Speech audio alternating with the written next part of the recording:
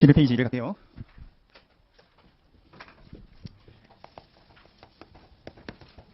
자, 원가 배분에서 우리 기본적인 세 가지 사이폴 라이프 평균법에 대해서 얘기했고, 그 다음에 우리가 배웠던 게 달러빌 라이프죠. 우리 배웠다시피 라이프라는 방법은 장단점이 아주 명확했던 방식이에요.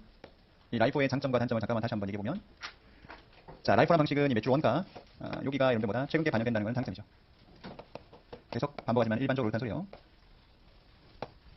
반면에 기말 재고 금액은 라이프를 쓰게 되면은 이건 이제 최근 가격이 반영이 안 되는 거죠. 최근 커런 프라이스가 반영이 안 된다는 게 단점. 요건 장점, 요건 단점. 자, 그러면서 여기 매출 원가는 최근에 반영되고, 자, 위쪽에 우리가 매출을 인식하게 되는데, 매출은 당연히 최근 판매가일 거니까 요 매출과 원가가 최근가로 대응되니까 매칭이 잘 된다는 것도 장점이겠죠.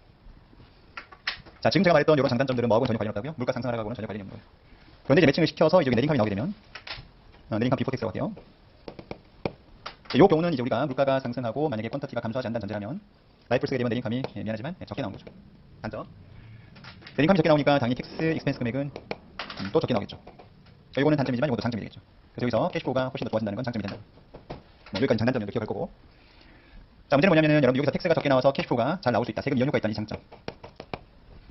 이 장점이 여러분들 있으려면 아까 말했지만 P가 올라가면서 수량도 늘어야 되는데 만약에 수량이 감소를 하는데 둘로 나눠서 이거를 자발적으로 수량을 감소시켜서 이익을 머니플레이션 할 수 있고 갑자기 비자발적으로 수량이 감소해서 이익이 많이 나는 경우도 있겠죠. 이 케이스는 의도하지 않게 여러분들 갑자기 판매량이 많아져가지고 갑자기 이익이 확 늘어나는 케이스. 그럼 일시에 세금 이연시켰던 게 한꺼번에 다 나올 수 있는 문제 생기는 거죠. 텍스 비용이 급격하게 갑자기 늘 수 있는 이런 문제 생기는 거예요. 요 문제점. 요 문제점을 완화시키려고 나온 게 뭐라고요? 이 달러빌 라이프죠. 그래서 요 문제, 수량이 감소해서 일시에 세금이 많이 나오는 현상을 최소화시키려고 나온 게 이 달러빌 라이프다. 이렇게 우리가 논리를 배웠어요. 그리고 여기서 또 하나가 뭐냐면 자발적으로 그러면 수량을 감소시켜서 이익을 많이 내는 이거 이익을 조작할 수 있는 방법이 되는 거죠. 그래서 이런 문제점 때문에 우리 배웠다시피 IFRS에서는 미안하지만 라이프를 허용하지 않겠다. 자, 자발적 수량을 조정해서 이익을 머니플레이션 할 수 있는 이 문제점 때문에 라이프를 허용하지 않겠다는 게 라이프에 인정되지 않는 IFRS 논리였습니다. 다음, 달러빌 라이프는 여러분들 그냥 계산대 풀 수 있으면 돼요. 그래서 물어보는 시점, 일단 베이스 이어가 먼저 나올 거고, 그 물어보는 시점에 재고를 뭐다 여러분들 계산하겠죠? 커런트로 다 계산해서 베이스 이어 물가로 빽하면 거기 증가된 레이어층이 나오죠. 그럼 증가된 물가지수를 따박따박 곱해주면 되는 거니까 이건 계산 문제만 풀 수 있으면 되지 특별히 이론적인 내용은 들어갈 건 없는 것입니다. 자, 문제 유형별로 한번 해보죠. 퀘스천 1번, 2번 정도 두 가지 유형 풀 수 있으면 되지 않을까 싶어요. 달러빌 라이프. 자, 퀘스천 1번부터 먼저 갑시다. 각 해당 연도의 달러빌 라이프 여러분들 금액 계산해보라고 되어 있습니다. 빨리 계산해보세요. X 1년도, 2년도, 3년도 각각 연도에 달러빌 라이프를 했을 때 금액이 얼마 나오는지 빨리 계산해보시죠.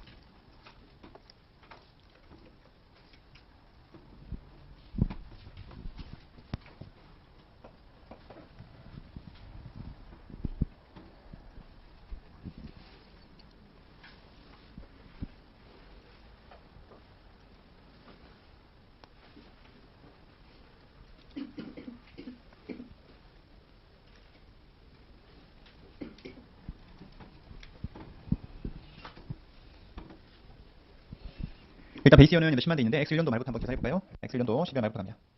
자, 지금 왼쪽에 주어져 있는 금액은 커런트 코스트예요. 오른쪽 물가지 주어졌고요. 그 물가지 나누면 되겠죠. 그럼 1점이 나누게 되면 얼마 나오니까 15만 나오죠. 일단 15만이 나와요. 15만이 나오는데 원래 기초에 있었던 재고가 10만이 남아 있으니까 그러면 기중에 재고는 5만이 있는 게 있구나. 이렇게 우리가 알 수 있는 거죠. 이 5만 금액에다 뭘 곱하는 거죠? 물가지수를 곱하시면 되죠. 됐죠? 계산 좀 하시고 그다음 X 2년도 말 갑니다. X 년도 말에 재고를 커런트로 다 뗀 금액이 16만 5천, 20만 7천. 물가지수 1.15는 베이스에 대비 이만큼 물가 올랐다는 거죠. 자, 1.15 나누면 얼마 나오던가요? 18만. 오케이, 고마워요. 18만. 자, 18만이 남아 있을 겁니다. 자, 그러면 기초에 여러분들 10만이 있었는데 2년 동안 그러면 8만이 늘었다는 건데 작년도에 5만이 늘었다는 게 우리가 입증이 됐으니까 세컨 이어의 증가 재고증은 3만이 늘었겠구나. 이렇게 계산되는 거죠. 여기다가 1.1 곱하고 여기다가 1.15를 곱하시면 돼요. 마지막 연도입니다. 3년도 12월 말. 자, 그런 코스트가 18만 8,800인데 물가지 1.18이라고 돼 있네요. 자, 나는 얼마 나오니까 16만. 고마워요. 16만. 자, 16만이면 3년 동안 자, 베이스가 10만이었고 3년 동안 6만이 늘었다고 돼 있습니다. 근데 작년에 이미 8만 늘었다는 게 입증됐기 때문에 세 번째 연도는 그러면 는 게 없다는 거죠. 감소되는 겁니다. 그럼 5만은 여러분들 있었던 거고 여기서 2만이 날아가고 얼마가 남아 있을 거다? 많이 남아 있겠죠.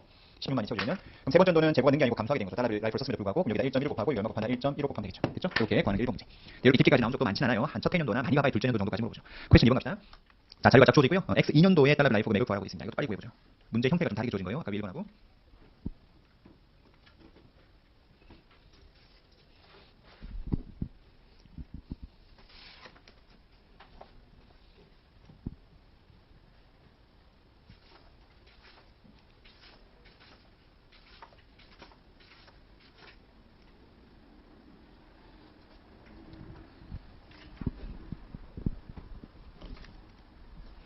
자, X 2년도의 재고를 물어봤는데 자, 문제의 형태를 좀 잘 보셔야 돼요. 자, 베이스 이어의 재고는 얼마라고 되냐면 10만입니다. 그 다음 중간에 레이어가 들어가 있으니까 혼동되는 건데 필요한 자를 빨리 찾는 것도 능력이에요. 우리 X 1년도 말 가서 뭐부터 먼저 여러분들 찾아내시면 돼요. 그때 시점에 재고를 커런트로 떼는 금액이 출발점이 되겠죠. 그게 얼마라고 돼 있습니까? 12만 3,600이에요. 이 문제가 위랑 다른 거. 위에는 보통 통상 물가지수를 주는데 이 문제는 물가지수를 준 게 아니고 물가지수를 적용해서 얼마가 나왔다고 숫자를 거꾸로 준 거예요. 그럼 거기서 물가지수를 뽑아내셔야 돼. 갑니다. 12만 3,600인데 이걸 베이스 이어 코스트로 환산했더니 얼마 나왔다고요? 12만 나왔다는 것은 그러면 베이스 대비 물가지수가 얼마라고 계산이 되는 거죠. 12만 3,600 나누기 10만 하면 되겠죠. 그럼 1점? 얼마요? 03? 1.03? 맞아요? 1.03. 물가지수가 1.04인 거죠. 그럼 여러분들 환산한 금액이 12만이라고 있었나? 없지. 그러면 12만이면 기초에 10만이 있었으니까 그럼 기중에 증가한 게 2만이 있었다는 소리고 그 2만 옆에 얼마 곱하면 되는 거죠? 1.03을 곱하게 되면 그럼 숫자 얼마 나온다? 맨 오른쪽 라인이 12만 600이 나오고요. 이래요? 그러니까 첫 번째 너는 문제를 좀 준 거야. 그러면 세컨 이어는 얼마 될 거냐 우리 보고 구해보라는 거지. 그럼 같은 논리로 그대로 계산하시면 되는 거야. 그럼 중간에 레이 합층은 크게 개념치 않으셔도 상관이 없는 거예요. 그럼 X 2년도 말에 가보세요. 그럼 X 2년도 말에 늘 기말에 남아있는 재고를 커런트로 다 때릴 때 얼마라고 있다? 15만 7,500. 자, 이걸 베이스의 물가로 쫙 밀었습니다. 얼마 났다? 15만. 자, 물가지 얼마인 거죠? 1.05. 맞아요? 1.05. 그럼 이게 X 1년도 말이었고 그럼 X 2년도 말을 계산해보게 되면 기초에 10만 있었고요.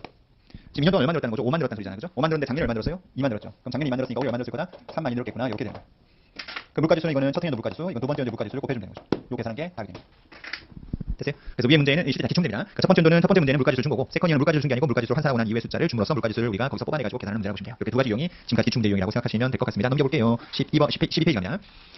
강약 좀 할게요. 리테일 메서드는 보지 마세요. 이거는 시험 문제 거의 이제 안 나오는 것 같아요. 알겠죠? 리테일 메서드는 더 이상 시험 문제가 논의되지 않는 것 같습니다. 정규 수업 때는 간단하게 했었죠? 어려운 문제 아닌데 지금 리테일 메서드는 시험에 나오지 않는 거로 연도 지금 되는 것 같아서 이번 단가로 넘어가셔야 될 것 같아요. 바로 3번 단가로입니다. 크로스 파트 메서드요. 이게 훨씬 더 잘 나옵니다. 매출 총 이율법이 시험에는 훨씬 더 잘 나와요. 그래서 정상적인 6가지 방법 배우라는 거 말고 이 두 가지만 기억하면 되는데 이게 시험 문제가 많이 나온다고요. 매출 총 이율법. 일단 이렇게 할 건 뭐냐면 이 달러별 라이폰은 여러분들 어디서 인정되지 않냐면 파이낸셜 리포팅 목적상 인정되잖아요. 다만 미국에서는 이게 텍스 리포팅 목적상 인정이 된다고. 그러니까 무슨 말이냐면은 여러분들 회사가 재무대표를 만들 때는 라이프를 쓰는데 세금 신고할 때는 달러별 라이프를 쓴 방식으로 이익을 계산해서 세금 신고를 할 수 있다고요. 미국은 그래서 최대한 세금을 못 실기다고요. 이연시켜주겠다는 개념이 담겨 있다고요. 그래서 이걸 공부하는 거지. 우리나라에서는 이건 허용되지 않는 거고 IFRS 당연히 허용하지 않는 거고요. 미국 텍스에서만 인정되는 방식입니다. 근데 미국 CPA 시험이다 보니까 시험에 출제되는 거죠. 이건 우리 배웠다시피 어디서 인정하지 않아요? 이거는 갭도 인정하지 않고 심지어 어디서 인정하지 않죠? 파이낸셜 텍스 리포팅 목적상도 이건 인정하지 않습니다. 하지만 여러분들 어드밴스까지 다 배웠으니까 갭에 허용되지 않는다라고 말하면은 여러분들 정확한 표현 아니고요. 원칙은 갭이 허용하지 않지만은 여러분 혹시 난포파핏 배워요? 인터임 여러분들 리포팅이라고 배우죠. 인터임 리포팅. 그러니까 이어엔드에 여러분들 공시하는 게 아니고 반기나 분기 재무제표 공시할 때는 여러분들 정확한 집계를 할 수 없기 때문에 대강 예상해서 적어내고 잡을 수가 있다고요. 다시 말해서 인터임 FS를 만들 때는 뭐가 인정돼요? 이 크로스 파핏 메서드가 인정이 된다고. 그죠? 그래서 거기서 하나씩 검사 쓰지 마시고 거기 3번 반가를 밑에 비번 보세요. 애니얼 리포팅에서는 갭에 허용하지 않지만 바로 보니까 뭐라고 돼 있다? 인터임 FS에서는 인정이 된다고 아마 배웠을 겁니다. 맞죠? 그거 하나 보완해서 적하시면 될 것 같고 이제 다 배웠으니까 한번 크로스오버 얘기해 보는 거예요. 인터임 리포팅에서는 허용된다. 그렇게 기억하면 되고. 자, 매출 총 6번 문제 나오면 여러분들 항상 말하지만 뭐 그려놓고 시작하자. 티계정, 인벤토리 티계정 그려놓고 생각하시는 게 훨씬 더 빨리 풀 수 있는 방식이라고 보시면 돼요. 보통 통상 문제는 어떻게 나옵니까? 기초적으로 나와요. 펄처스 나온 다음에 CGS 기말재고 있을 때 뭐가 항상 나오죠? 매출액이 항상 나와요. 그럼 요 숫자 주어집니다. 보통 요 숫자 주어지고요. 그 다음에 요 숫자 주어지죠. 그리고 뭐 나오냐면 여기 마진율이 주어져요. 그런다 뭐 물어보는 거죠? 요 기말재고가 얼마가 있었을까 구하는 문제가 통상 일반적 문제죠. 그럼 당연히 매출액이 주어졌으니까 마진율 곱하게 되면 원가를 곱하게 되면 매출원가 튀어나오겠죠? 그럼 총 판매 가능 재고 나올 거니까 매출원가 빼게 되면 뭐가 나오고다? 기말재고 나오는 거죠. 요 방식으로 쭉 쫓아가서 기말재고 구하면 되는 겁니다. 대답이지만 이렇게 나오는 게 일반적인 문제인데 당연히 변수를 돌릴 수가 있어요. 변수 돌리는 말이 무슨 말이냐면 기말재고 주고 이걸 뭐다 물어볼 수 있겠죠. 그럼 티계정 그린 다음에 쫓아서 풀면 되는 거예요. 그럼 또 하나가 여러분들 만약에 시험 나왔을 때 재고 쪽 문제 나왔을 때 그로스 프로핏 메서드 문제라고 감을 잡을 수 있는 게 어떤 경우냐면은 불나고 홍수나고 돈 안 받고 돈안 있거나 불나거나 홍수나거나 그런 형태 문제나 무조건 이 문제예요. 그로스 프로핏 메서드. 그래서 내가 PP 문제가 나왔을 때 뭐 돈 안 분실 과제 이렇게 나오면 이건 뭐다? 비자발적 처분 문제예요. 인바런트리 컨버전 문제고 인벤토리에서 뭐 돈 안 분실 과제 횡령 말 나오면 그로스 프로핏 메서드 문제. 됐죠? 그렇게 딱 먼저 기억하고 문제 접근하시면 된다고. 제가 문제를 통해서 여러분들 바로 가도록 하죠. 그 써 있는 말은 너무 길지 말고 뒤에 가서 문제를 통해서 확인합시다. 자, 퀘스천 1번 풀어보세요. 케이스 1번 나눠서 빨리. 조금 빨리 풀게요, 여러분들. 퀘스천 1번이요.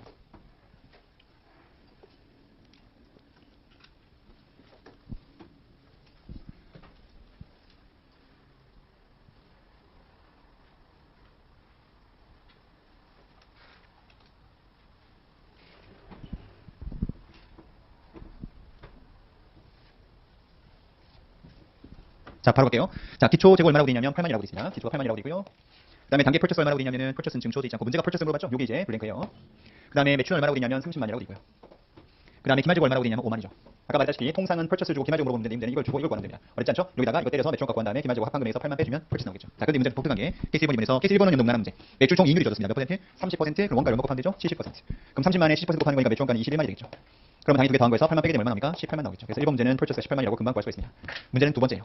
자, 두 번째 뭐라고 되냐? 참고로 여러분들 두 번째 풀기 전에 케이스 1번에서 그로스 프로핏 퍼센티지란 말 대신에 바로 보니까 뭐라고 나오는 것도 같은 표현이라고 있죠. 마크업 온 셀링 프라이스라는 표현도 같은 표현이에요. 매가 대비 프로핏이 얼마냐? 그 의미니까 이런 매출 총 이익률이랑 같은 컨셉인 거예요. 매가 대비 이익이 얼마 퍼센트 있는 거니까. 근데 이번은 주어진 게 뭐라고 돼 있다? 마크업 온 커스트예요.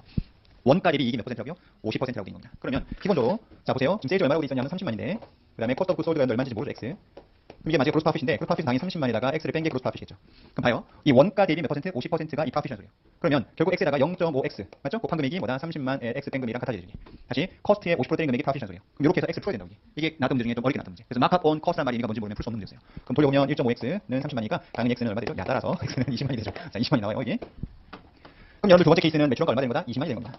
그럼 기말재고 5만이 확정된 상태니까 25만이고 그럼 당연히 매출원가 얼마 되죠? 펄처스 얼마 되죠? 17만이 되는 거예요. 두 번째는 답이 17만이 되는 겁니다. 자, 문제 포인트는 뭐냐면은 반드시 기말재고를 물어보지 않고 다른 변수를 물어볼 수도 있구나라는 거 아시면 되고 마진율 곱할 때 그냥 그로스 프로핏 퍼센티지 주면 쉬우면 되지만 마크업 온 커스트라는 문제가 나오게 되면 이렇게 좀 풀어야 된다는 거. 절대로 50%니까 퉁하니 50% 때리면 안 돼요. 돌려봐야 됩니다. 당연히 답은 다르게 나올 겁니다. 퀘스천 2번을 풀어보도록 하죠.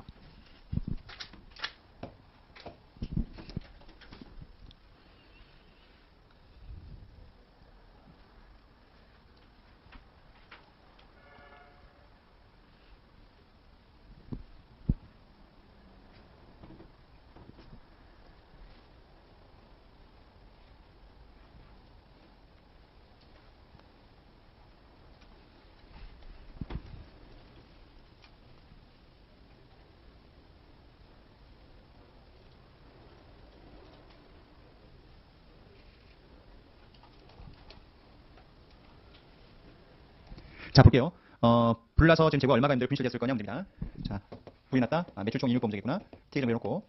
자, 비기닝은 문제 줘줬습니다. 얼마라고 되냐면 5만이라고 지금 줘줬고요. 이 문제는 어떤 게 포인트인지 잘 보세요. 조금 이것도 추입 문제인데. 자, 풀처상이 얼마라고 돼 있습니까? 40만이에요. 40만 옆에 괄호 뭐라고 돼 있나 보죠? 자, 쇼핑 포인트로 물건을 산 게 있는데 오고 있는 재고가 3만이 포함되어 있대요. 어쨌든 여러분들 이 물건 내 거라고 여러분들 지금 간주되는 거니까 문제고요. 그다음에 매출 얼마라고 돼 있냐면 25만이라고 돼 있죠. 세일즈가 25만이에요. 바로 때려보죠. 자, 거기 매출총 이익률 몇 퍼센트? 40%. 그럼 당연히 원가율 몇 퍼센트? 60%입니다. 여기까지는 무난하게 하는 거죠. 자, 그럼 매출가 얼마 됩니까? 15만 되겠네요. 그럼 기말재고 얼마 나올 거냐면 30만이 되겠네요. 이만큼이 지금 예상되는 슈드비 기말재고예요. 이 정도 있어야 되지 않을까라고 예상이 되는 금액이죠. 자, 그런데 밑에 4번 보니까 불이 났잖아요. 자, 불이 났으면은 지금 얼마 정도 이 30만 정도 재고가 분실됐을 거라고 생각이 되는데 막상 가보니까 4번에 자, 불타고 있는 창고에 여러분들 뭐 안탄 재고가 있더라는 거죠. 그게 얼마라고요? 3만이요. 그럼 불났을 때 로스트 얼마냐고 본다면은 슈드비가 30만이었는데 안탄 게 3만 있으니까 로스는 27만이 아니겠느냐라고 풀면은 여러분들 틀린 문제였어요. 27만이 답이 아니었고요. 창고에 있는 재고 3만도 안 탄 거지만 2번 동그라미에 여러분들 괄호가 중요한 포인트. 오고 있는 재고 있죠. 바다에 떠 있어요. 불났다고 해서 그 재고가 불타지 않겠죠. 그 재고도 살아있는 재고예요. 그래서 그 재고까지 빼줘야 답이 되는 문제였어요. 됐죠? 약간 뭐다 추이한 문제죠. 100% 문제, 과거에 나왔기 문제. 그래서 실제는 27만이 여러분들 로스가 아니고요. 뭐가 답이 되는 거죠? 그쵸, 3만이 빠져야 돼. 그럼 얼마가 로스다? 24만이 답이 되는 문제입니다. 그거 하나를 고려해주면 풀 수 있는 문제였어요. 됐죠? 그럼 이해되는데 막상 시험장 잘 안 보이면 알겠죠? 그냥 맹목적으로 100% 문제처럼 풀게 되면 답이 27만이 답이 나올 가능성이 되게 높은 문제라고 생각이 돼요. 그래서 그 3만 오고 있는 재고는 빠져야 되겠구나. 그 포인트 잘 잡으시면 돼요. 그러니까 문제를 보시면 큰 틀은 비슷한데 조금씩 좀 유념해야 될 것들이 함정이 하나씩 있죠. 그러니까 1번 같으면 마카 온 코스트라는 표현이 키포인트고 2번 같은 경우는 오고 있는 재고를 빼야 된다는 것을 좀 기억해야 될 포인트가 있고 그렇게 하나씩 건질 내용이 있다는 소리예요. 3번 갑시다. 3번 100% 문제니까 바로 풀게요. 자, 플랜트가 폭발이 발생했고 대부분의 재고가 디스트로이 됐는데 기초 재고 10만이라고 돼 있고 머릿속에 끼기 좀 보세요. 풀처가 90만이죠. 그럼 그 어베이러블 포스의 금액은 100만인 것 같고요. 그다음 매출이 120만이라고 돼 있습니다. 매출총 이익률이 30%돼 있네요. 그러면 원가율은 70%. 그럼 매출 원가는 84만 될 것 같네. 84만이니까 기말재고 슈드비 남아있는 금액이 얼마인 거죠? 16만 정도 남아 있어야 맞겠죠. 계산 맞나요? 오케이. 16만이 슈드비인데 이걸 만에 팔 수 있다라고 돼 있네요. 그러면 결국 만에 팔 수 있다고 돼 있는 거니까 얼마 정도 나한테 로스가 되는 거죠? 15만이 로스가 되는 거죠. 그런데 그걸 뭐다? 그 인슈런스 컴퍼니가 80%의 윈버스 준다라고 돼 있어요. 파이어워크라고 있는데 여러분들 그는 그냥 아이파라고 생각돼요. 어쨌든 15만에 80% 윈버스 된다라고 돼 있습니다. 그럼 로스는 얼마인 거죠? 20%될 거니까 3만이 되는 거죠. 답은 3만으로 답하시면 돼요. 이 문제는 포인트가 뭐냐면 누가 보존해 준다는 게 살짝 들어간 거죠. 인슈런스 컴퍼니가 윈버스 해주기 있으면 그만큼은 또 뭐다 피해 보상 금액에서 빠지는구나. 그게 먼저 3번의 주된 포인트. 오케이. 자, 4번 아까 풀었던 문제랑 같습니다. 읽어볼게요. 컴퍼니가 이런 뭐서 뭐로 바꿨다고 있습니까? 라이포르스타가 5%로 바꿨다. 다시 라이포르스타가 5%로 바꿨다고 있는데 중요한 포인트는 포링 프라이스예요. 그런 경우에 기말재고와 네링캄은 여러분 어떤 이펙트가 있겠냐라고 봤습니다. 근데 기말재고와 네링캄 이펙트는 여러분들 인버스 관계예요, 다이렉트 관계예요. 기말재고와 네링캄의 관계는 다이렉트 관계죠. 재고가 커지면 기말재고 커지면 매출원가 줄겠죠. 매출원가 줄면 네링캄 많이 나온다고요. 그래서 우리가 이 개념하고 그다음에 기말재고는 방향이 같다라고 생각하시면 돼요. 자, 그러면 원칙적으로 라이포르스타가 5% 쓰게 되면 이익이 늘게 되죠. 근데 물가가 뭐라고 있습니까? 포링 프라이스예요. 그럼 당연히 포가 반대가 되겠죠. 그래서 라이포르스타가 5% 바꾸면 네링캄도 줄게 되고요. 그다음 기말재고도 줄게 된다가 답이 되는 문제냐. 그다음 그 뒤에 문제 아까 봤던 거. 물가 상승 하락에 상관없이 매출원가 기말재고는 어떤 방식으로 썼을 때 재고에 반영되냐. 매출원가는 당연히 라이포, 기말재고는 5 이렇게 되는 거죠. 됐죠? 오케이. 따라오시죠. 오케이. 그다음 퀘스천 5번 갑니다.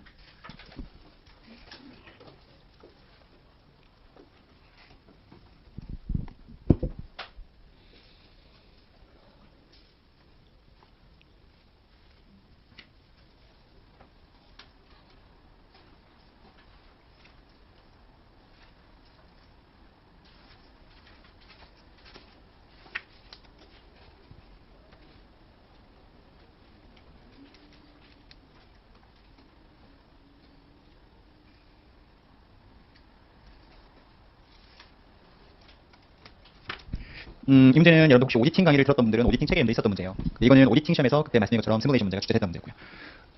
윌리스가 됐던 문제는 아닌데 학생분들이 약간 뭔가 언급한 내용 갖고 제가 문제를 만들었던 건데 실제 문제가 거의 비슷한 것 같아요. 자, 보죠. 자, 기초가 연도 30만이라고 되어 있습니다. 비기닝이 30만이라고 되어 있고 그 다음에 단계 매입한 금액이 370만이라고 되어 있습니다. 그러면 총 판매 가능한 재고금액은 400만으로 확정이 되어 있는 상태고요. 계속 갑니다. 매출총 이익률이 과거부터 지금까지 30%로 거의 변동이 없었는데 올해 오퍼레이팅 익스펜스가 많이 발생하는 바람에 매가를 좀 올렸다고 되어 있습니다. 몇 프로 올렸다고 되어 있죠? 한 10% 정도 매가를 올렸다고 되어 있어요. 됐죠? 영업비가 느니까 판매 비용도 판매 그 가격도 10%가량 올렸다고 되어 있네요. 자, 올해 매출 금액이 얼마라고 되냐면 450만입니다. 450만인데 450만이 보시면은 여러분들 기간이 별로 나눠져 있어요. 10월 1일부터 12월 말까지 나눠진 이유가 뭐냐? 이거는 몇 퍼센트? 매출총 이익률 30%일 때 여러분들 이렇게 팔았다는 거예요. 그게 얼마냐면 340만. 근데 10월 1일 기준으로 뭘 올렸다고 했다가 프라이스를 10% 올려가지고 판 금액이 이게 110만이라고 있습니다. 그러면 이제 여기다 목곱하면 되는 거지. 매출원가를 계산하고 거기다 기말재고 곱하면 되는 문제겠는데 그래서 방법이 두 가지가 있죠. 자, 여기다 목곱하셔야 돼. 원가율. 그럼 요것만 주어졌다면 70% 곱하면 되는데 요 3개월치는 이제 매가가 10% 올랐기 때문에 마진율이 30%보다는 더 높겠죠. 그럼 원가율은 더 낮을 거라고. 그럼 방법이 두 가지가 뭐냐면 첫 번째는 이 10% 올렸었더라면 마진율이 얼마가 나왔을까 계산해서 그 마진율을 계산해서 원가율 곱하는 방식을 쓸 수도 있겠지. 그 방식은 시간이 너무 많이 걸려. 방법은 그래 10% 올려서 매출이 이만큼이었어. 그럼 이 금액을 매출을 올리기 전 금액으로 바꾼다면 얼마 되는 거죠? 그러면 마진율이 얼마가 됐을까? 그죠? 과거로 백하게 되면. 그러니까 이 금액은 10% 업했을 때 입자니까 10%를 만약에 다운시킨다면 마진율은 다시 과거처럼 몇 프로 될 거다? 30% 될 거다. 그럼 이 금액을 바꾸는 상태에서 그럼 금액이 얼마 되냐? 440만이 되고 여기다 얼마를 때려버리는데요? 70% 때리는 게 훨씬 더 문제를 풀 때 쉬워지는 거죠.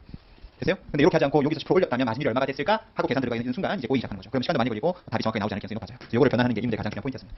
됐죠? 그럼 얼마 나오니까 30% 때리면은 10% 때리면 얼마 나와요? 30800005인가? 틀림 좀 얘기해줘요. 맞나? 맞지? 네. 무슨 일로? 기말재고는 얼마 나오냐면 92만이 슈드비가 되는 거죠. 근데 밑에 보니까 얼마라고 되어 있습니까? 기말재고 금액은 얼마로 추정되냐고 봤네. 그럼 답 얼마나? 92만이 답이 되는 문제죠. 됐죠? 보시면 5개 문제가 있는데 비슷해 보이지만 조금씩 고려할 내용이 좀 달라요. 워낙 시험에 많이 나오는 문제이기 때문에 제가 유형별로 싹 끌어서 다 정리해봅니다. 알겠죠? 포인트만 잘 잡으시면 틀리지 않을 것 같아요. 넘겨볼게요. 16페이지 갑니다.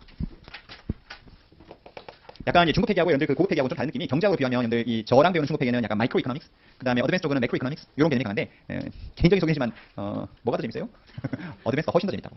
회계를 좀 알게 되면 어드밴스를 들을 때 뭔가 짜릿짜릿함이 많이 와요. 왜 전체를 엮기 시작하거든. 그럼 이게 마이크로적인 게 매크로로 쫙 가면서 엮기 시작한다. 그럼 이게 이게 왜 이렇게 붙는구나, 왜 떨어지구나. 그러니까 어드밴스 강의를 들을 때 중급 회계를 듣는데 막 짜릿함을 끼면 그건 뭐 잘못 짜릿함인 거예요. 중급 회계는 굉장히 마이크로적인 걸 하기 때문에 그걸 들으면서 막 짜릿함이 잘 오진 않아요. 근데 어드밴스는 여러분들 저도 옛날 강의 들을 때 고급 회계 들으면서 회계 어떤 시각이 쫙 잡혔거든요. 캐시프로 연결하면서. 그러면서 전체 점수가 쫙 들어오기 시작하더라고. 그래서 전체 FS 이런 어떤 프레임을 가지고 있구나라고 제가 느꼈던 게 기억나는데, 어쨌든 어드밴스 어카운팅은 좀 크게 보시는 게 되게 중요해요. 그래서 어드밴스 어카운팅 문제는 뭐 비용쌤 충분히 그렇게 하시겠지만은 큰 문제를 많이 풀어보셔야 돼. 큰 문제.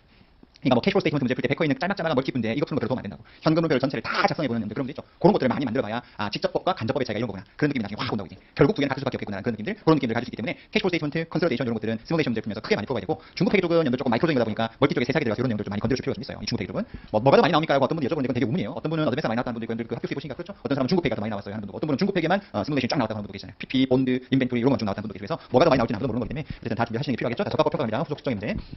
자, 원가 배분하고 나면 아시다시피 이 기말 재고는 이 원가 계산 금액하고 그다음에 마켓 밸류하고 이 두 개를 비교해서 둘 중에 더 낮은 금액으로 우리가 마감을 하게 되죠. 뭐 다시 거라보고 뭐 이거에 당연히 회계적인 근거는 보수주의라는 것은 다시 되고, 근데 중요한 포인트가 뭐였죠? 바로 마켓 밸류를 뭘 할 거냐가 포인트였죠. 그래서 우리 마켓 밸류 다시 한번 정리해볼게요. 자연스럽게 미국의 마이펄사 정리합니다. 자, 미국의 경우는 여러분들 여기 마켓 밸류는 뭘 쓰게 됐냐면 원칙은 NRV였죠. 그리고 IFRS 같은 경우도 이 마켓 밸류는 뭘 쓰게 됐었냐면 당연히 얘도 NRV를 쓰게 됐었어요. NRV라고 하는 것은 알다시피 이거 판매했을 때 판매가에다 뭘 빼게 됐었죠? 셀링 코스트를 빼게 됐었죠. 원칙은 NRV입니다만 다만 이 미국의 경우는 여러분들 어떤 경우 예를 들어서 라이프를 쓰는 케이스, 물론 뭐 리테일 메서도 있는데 리테일은 시험에 거의 나오지 않기 때문에 리테일은 너무 기대치 않으셔도 돼요. 라이프 쓰는 케이스만 잘 기억하셔도 돼요. 자, 라이프 쓰는 케이스라고 한다면 좀 독특했죠. 자, 뭐로 가는 게 원칙이었습니까? 리플레이스먼트 코스트를 원칙으로 가져간다고 있었어요. 다른 말로 뭐라고 하죠? 커런 코스트라고 하죠. 이걸 원칙으로 하되 이게 뭐가 있었냐면 상한값이 있었죠. 셀링 뭘 초과할 수 없다? NRV를 초과할 수 없다. 이게 상한값. 그 다음에 플로우 값이 있었죠. 플로우 값은 뭐라고 있었냐면 이 NRV에서 뭘 뺀 금액, 프로핏, 정상 이윤을 뺀 금액 이 밑으로 떨어질 수 없다. 그래서 풀 때는 어떻게 푸는 게 가장 빠르냐면 NRV, replacement cost, NRV less profit 금액 세 가지를 계산해서 세 가지 값의 그 중간 값을 시세로 보시면 돼요. 됐죠? 그렇게 시가를 구한 다음에 그게 답이 아니고 그렇게 시가를 구한 다음에 그걸 뭐라는 비교하셔야 돼? 원가라는 비교해서 낮은 금액을 집어넣게 되는 거예요. IFRS는 NRV로 가는 거예요. 자, 시가 개념 이해하셔야 되고, 그다음 두 번째 시가 평가했더니 원가가 만약에 1000인데 시가가 만약에 800이다라고 하게 되면 우리 T에서 배웠을 때 만약에 goods available for sale 금액이 1000인데 여기에 CGS와 기말 엔딩 재고로 배분을 했는데 4천 볼까요 그냥? 기말 재고가 만약 1000이다. 그럼 매출원가 3000이었겠죠. 저가법 평가해봤더니 이게 얼마가 바뀌었다? 800으로 바뀌었다는 거죠. 그럼 회계실 방법이 기말적으로 이득을 줄여줘야 되는데 그 이득을 줄일 때 맞게적인 걸 거냐? CGS로 갈 수도 있고 뭐로 갈 수 있다? 로스로 갈 수 있다는 거죠. 만약 CGS가 따라간다면 CGS 얼마 바뀌면 돼요? 3200으로 바뀌면 되는 거죠. 근데 만약 로스로 떨었다고 하면 매출원가는 얼마로 그냥 그대로 가야 돼요? 3000으로 그대로 가야 되죠. 대신에 여기 로스 금액을 200을 여기다 더 집어넣어줘야 밸런스가 맞을 거다는 거죠. 그래서 결국 정확하게 말하면 T계정 그릴 때 오른쪽 사이드 올 수 있는 거는 CGS와 기말적만 나올 수 있는 게 아니고 재고 평가 손이 로스가 필요하면 중간에 들어갈 수 있다는 것을 꼭 기억하셔야 돼요. 그럼 이 CGS와 그냥 로스와 그냥 판단 기준은 우리 늘렸지만 리커빙한 거, 이건 난 리커빙한 거. 그러니까 문제 풀 때 시가 하락이 언익스펙티드하게 발생했다라고 문장 나오면 로스로 떨어져야 돼요. 그것만 기억하시면 좋을 것 같고, 그다음 계속 이어서 이 상태에서 여러분들 그 다음 연도가 됐습니다. 서스펀트 이어가 됐어요. 자, 후속 연도에 그 재고가 여전히 안 팔리고 있습니다. 그런데 가격이 다시 체인지가 된 거예요. 체인지가 됐는데 어떻게 체인지가 됐나 봤더니 그 NRV가 얼마가 되나 봤더니 1100이 된 거죠. 그럼 원래 원가 1000이었는데 800으로 리턴 다운 시켰죠? 근데 그 다음에 1100이 됐다라고 했을 때 우리 배웠다시피 어디하고 어디가 달라요? 미국 갭하고 IFRS가 바라보는 관점의 차이가 있었죠. 미국의 경우는 얼마고 그냥 두개 있었다? 800으로 그냥 그대로 두개 있었죠. 뭐가 허용되지 않는다? 리커버리가 허용되지 않는다. 대신 IFRS는 뭐가 있었죠? 1000으로 가게 있었죠. 리커버리가 허용된다. 어디까지? 액초 취득까지. 그 내용도 같이 기억하시면 좋을 것 같고, 마지막 가서 우리 재고 저가법 평가할 때 기억나겠지만 인디비주얼 자산별로 케이스 바이 케이스로 갈 수 있고, 그 다음에 재고를 뭐다 토탈을 묶을 수 있다고 했을 때 당연히 재고의 저가법 평가는 뭐가 더 보수적이다? 인디비주얼 하는 게 훨씬 더 재고액이 더 적게 보고될 거라고 했었죠. 여기까지만 기억하면 뭐 저가법 쪽도 그렇게 어려운 건 없을 겁니다. 그래서 16페이지 왼쪽 17페이지 위에까지 쭉 한번 설명해 본 거고요. 또 문제가 갈 겁니다. 퀘스천 1번 풀어보세요.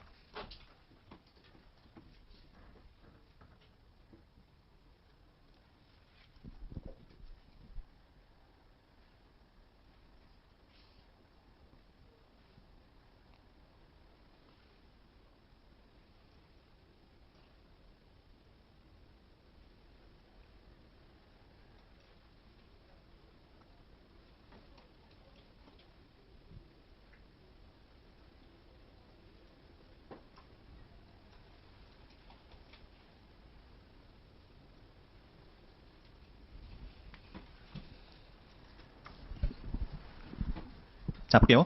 자, 마지막에 뭐 물어봤냐면 인벤토리의 넷 캐링 어마운트 얼마냐 물어봤는데요. 위에 문제 볼게요. 자, 라이포를 쓰고 있습니다. 뭐부터 계산하셔야 되죠? 원가부터 먼저 계산하셔야 돼요. 자, 라이포를 원가 배분부터 먼저 하는데, 자, 비기닝 재고가 8000개 있었고요. 단계 펄처스한 게 24000개 있었는데 그 다음에 판매가 2만 개가 됐대요. 그럼 2만 개는 여러분들 몇 불짜리에서 빠져나가는 거죠? 7.9불짜리에서 빠져나갈 거니까, 자, 그러면 원가부터 먼저 계산을 해야 되겠죠. 저가법 평가하면 되니까. 자, 원가 라이포로 계산하는 것부터 합니다. 얼마 남아있을 거냐라고 했을 때 8000불짜리 기초는 계속 남아있겠죠. 그러면 8000개 8불짜리 그 남아있을 거고 플러스 그 다음에 24000개 중에서 2만 개 팔렸을 거니까 몇 개 남아있겠죠? 4000개 남아있겠죠? 그럼 4000개는 7.9불. 이게 뭐가 된다? 이게 원가겠죠. 그 다음에 이제 마켓 밸류를 계산하셔야 돼요. 라이프 쓰는 거니까 뭐로 가는 게 원칙이다? 리플레이스먼트 코스트가 원칙이 돼. NRV 실링, NRV 프로핏 뺀 금액, 플로우 계산해보죠. 밑에 보니까 리플레이스먼트 코스트 금액은 8불이라고 돼 있습니다. 그럼 NRV가 8.8불, 그 다음 노멀 프로핏 금액은 1불이니까 빼면 7.8불 나오게 되는 거죠. 그럼 세 가지 값의 중간 값이 얼마? 8불. 그러면 여러분들 이건 계산할 것도 없이 뭐가 더 낫겠어요? 8불 곱하기 뭐 얼마 곱했던 건 이게 무조건 낫겠지.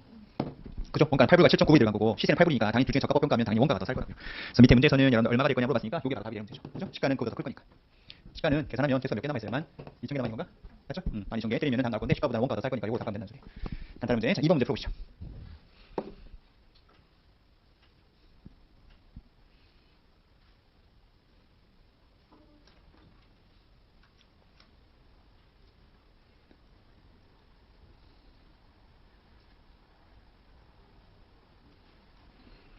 됐죠? 금방 풀 수 있는 문제 갑니다.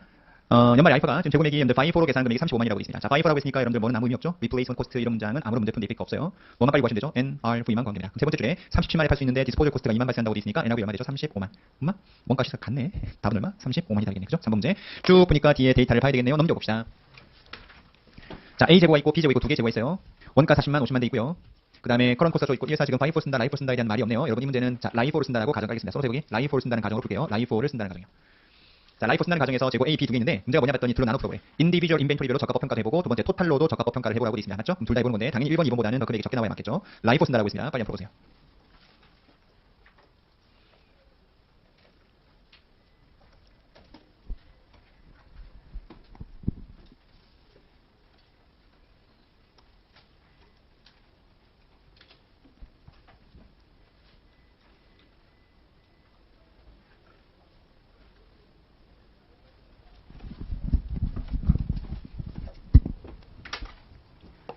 자, A 제곱, B 제곱하고 원가와 시가를 빨리 계산을 하면 되겠죠. 먼저 자, 라이프를 쓴다라고 했으니까 세 가지 값 중간값 계산해야 되겠죠. 자, 원가는 A는 40만이라고 되어 있고요. B는 50만이라고 되어 있습니다. 자, 시가 쫓아갈게요. A부터 먼저 갑시다. 커런트 코스트 37만이죠. 근데 NRV는 얼마라고 되어 있습니까? 42만. 근데 NRV에서 프로핏 빼야 되는데 프로핏 금액은 10%라고 되어 있으니까 4만 2천을 빼면 되겠네. 그러면 NRV에서 레스 프로핏 금액 뺀 거리 얼마 나오죠? 37만 8천. 그럼 뭐가 중간값이 되는 거다? 37만 8천이 중간값이겠네요. 그럼 마켓 밸류는 37만 8천인 거예요. 맞죠? 오케이. B 제곱할게요. 커런트 코스트가 55만이고요. NRV가 62만이고요. 거기서 프로핏 금액 빼기 6만 2천 빼는 거니까 얼마입니까? 55만 8천인가요? 네, 55만 8천. 그럼 이것도 중간값이 얼마 나오죠? 55만 8천이 중간값이네요. 맞죠? 이렇게 구해놓고 이제 뭐 하는 거다? 인디비주얼로도 해보고 토탈로도 해보고. 자, 인디비주얼 먼저 합시다. 자, 둘 중에 더 작은 거 A 얼마? 요놈. B는 둘 중에 작은 거 요놈. 그 두 개 더한 다음에 합산한 거죠. 그럼 인디비주얼 얼마 돼? 87만 8천. 인디비주얼로 적합법 평가가 되면 1자가 나온 거예요. 맞죠? 네, 토탈로 갑시다. 토탈로 가면 원가는 원가로 더하고 시가는 시가로 다 더한 다음에 그러고 나서 적합법 평가하는 거예요. 자, 원가 두 개 더하니까 얼마 나오죠? 90만. 그다음 시가 두 개 더하면 딱 눈대중 봐도 90만 보다 그죠? 얼마입니까? 93만 6천인가요? 맞죠? 그런 다음에 둘 중에 낮은 거니까 1로 가는 거죠. 자, 토탈로 가면 답이 90만이고 인디비주얼 가면 답이 80만 8천 되는 거죠. 뭐가 더 적게 나오죠? 인디비주얼이 적게 나오는 거예요. 또 보시면 보니까 그게 고문제입니다. 됐죠? 4번 갈게요. 보세요 빨리 30초.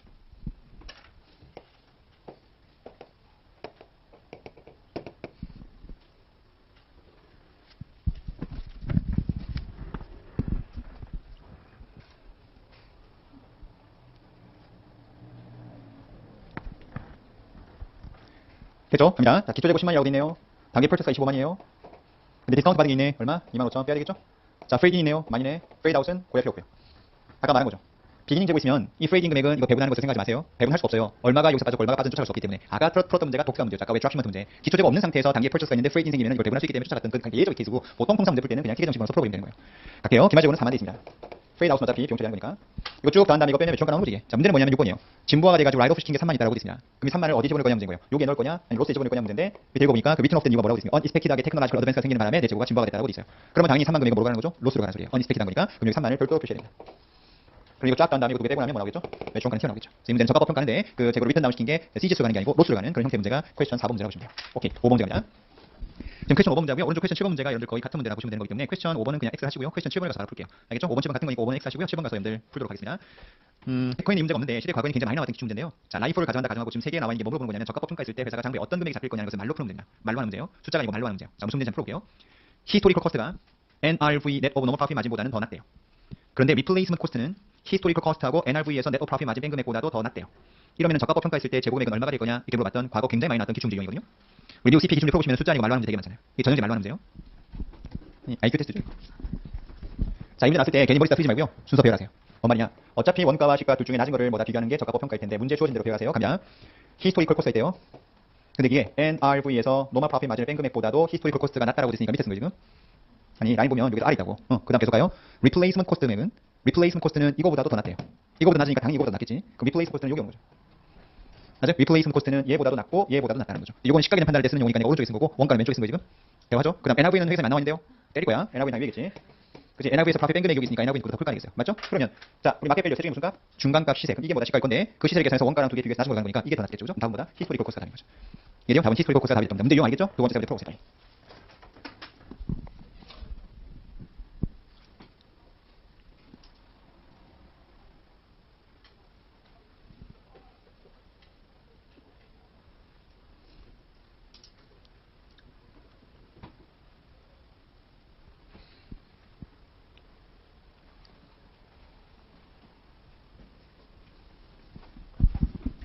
자, 요령하니까 금방 풀 수 있겠죠? 자, 두 번째 것도 그냥 판단해봅시다. 나중에 이런 문제 몇 번 풀다 보면 머릿속에서 정리가 되긴 되는데, 그냥 써가면서 할게요. 자, replacement cost 맥이 NRV에서 profit bank 금액보다도 더 낮고, 그럼 일단 replacement cost가 NRV에서 profit bank 금액보다도 더 낮고, 당연히 NRV는 그 위에 있겠네. 그 다음 historical cost는 뭐보다 더 낮다라고 돼 있죠? 이거보다는 낮은데, 이거보다는 더 위에 있다고 돼 있죠. 그럼 요 사이에 뭐가 끼는 거다? historical cost가 낀다고 써주시면 돼. 맞죠? 그러면 마켓 밸류, 세중의 중가, 중간가, 요게 중간가. 근데 이거 원가랑 시가 둘 중에 낮은 거니까 요게 시가. 그래서 NRV less profit 금액, 요게 답이 되는 게 두 번째 질문. 그렇죠? 다음 세 번째로 가보죠. 자, NRV가 historical cost하고 replacement cost보다는 크다라고 돼 있습니다. 그럼 NRV가 있고, replacement cost가 있고, historical cost란 말이 보이는데, 맨 마지막 보니까 replacement cost가 historical cost보다 더 낮다고 돼 있으니까 historical cost는 여기 있을 것 같으네.